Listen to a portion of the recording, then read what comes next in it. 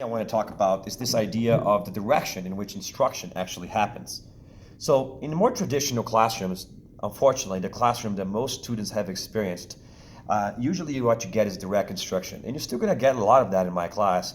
And that's basically when there is one source of knowledge that everybody kind of feeds from. The problem with this is that these people experience the knowledge a lot less, in my opinion. And second, there's the assumption that this source of knowledge is going to give you what you need.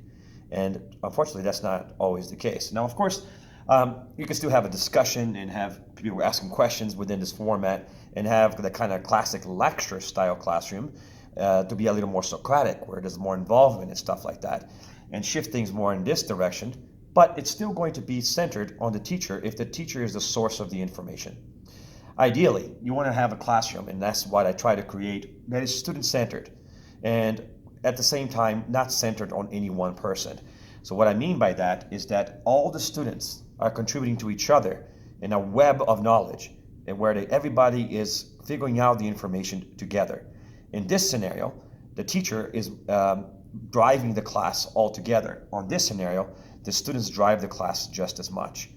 And I want to create a classroom environment that is more like that than this. Even if I'm doing direct instruction, I want to try to have a more discussion Socratic base to begin with, and that's the baseline. But at most, I would love to see students making their own goals, their own choices, and pushing their own knowledge forward, and even figuring out the knowledge themselves. And that way, we learn a lot more.